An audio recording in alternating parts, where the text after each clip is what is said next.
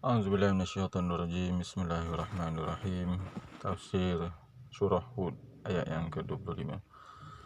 A'udzubillahi minasyaitonirrajim. Walaqad arsalna Nuhan ila qaumihi ila inni lakum nadhirum mubin.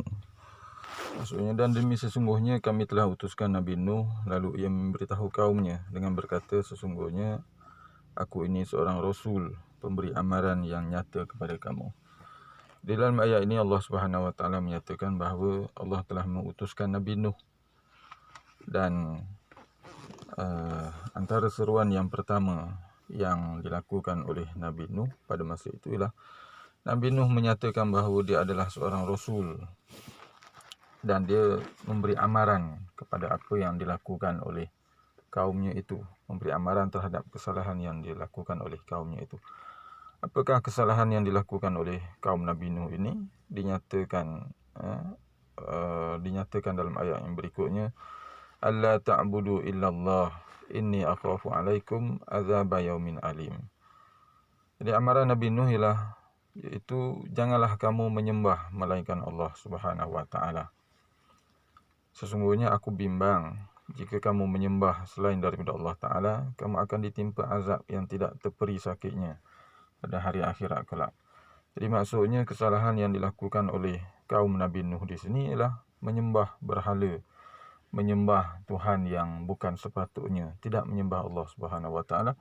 Jadi seruan Nabi Nuh pada masa itu kepada kaumnya ialah supaya meninggalkan penyembahan selain daripada Allah Taala dan kembali kepada penyembahan kepada Allah Subhanahu Wa Taala semata-mata.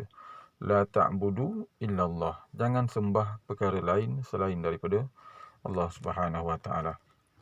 Maka bila mana Nabi Nuh menyeru begitu kepada kaumnya, maka berkatalah dari kalangan pembesar di antara kaum Nabi Nuh itu, sebagaimana yang dinyatakan dalam ayat yang ke-27 surah Hud ini, faqala al-mala'u alladhina kafaru min qaumihi ma naraka illa basharam mithlana wa ma naraka attabaka illa alladhina hum araziluna badiyar ra'yi wa ma nara lakum alaina min fadlim bal nazunnukum kazibin. Maka berkatalah ketua-ketua yang kafir itu daripada kaumnya, kaum Nabi Nuh itu. Apa kata mereka kepada Nabi Nuh? Kami tidak memandangmu, wahai Nuh, melainkan sebagai seorang manusia seperti kami. Maksudnya mereka berkata kepada Nabi Nuh, Nabi Nuh ni orang biasa je, jadi pasal apa kami kena ikut kamu, wahai Nuh? Dan kami tidak nampak golongan yang mengikutmu melainkan orang-orang yang miskin lagi hina. Jadi ini alasan yang diberikan oleh pembesar-pembesar kaum Nabi Nuh itu, kenapa mereka tidak ingin, maksudnya kenapa mereka menolak dakwah Nabi Nuh itu. Alasan yang pertama ialah kerana mereka melihat Nuh itu hanyalah orang biasa sahaja. Alasan yang kedua yang dinyatakan oleh Allah Ta'ala dalam ayat yang ke-27 surah Hud ini ialah kerana mereka melihat orang-orang yang mengikut dakwah Nabi Nuh itu hanyalah dari kalangan orang-orang miskin, orang-orang yang bukan dari kalangan pembesar, orang yang tidak ada jawatan. Jadi itu alasan mereka kenapa mereka menolak dakwah Nabi Nuh itu.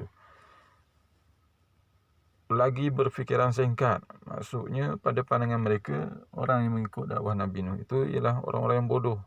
Dan dinyatakan juga di sini, dan kami juga tidak memandang kamu semua mempunyai sebarang kelebihan yang mengatasi kami. Jadi alasan yang ketiga yang mereka berikan kenapa mereka menolak dakwah Nabi Nuh itu ialah kerana mereka melihat Nabi Nuh itu tidak ada kelebihan apa-apa. Orang mengikut Nabi Nuh itu tidak ada kelebihan apa-apa bagi mereka. Bahkan kami menganggap kamu adalah orang yang pendusta. Sebaliknya, mereka mengatakan bahawa Nabi Nuh dan pengikut itu adalah orang-orang yang bohong belaka, pendusta belaka. Sekadar itulah saja aku qauli hadza wa astaghfirullahal azim li wa lakum. Assalamualaikum warahmatullahi wabarakatuh.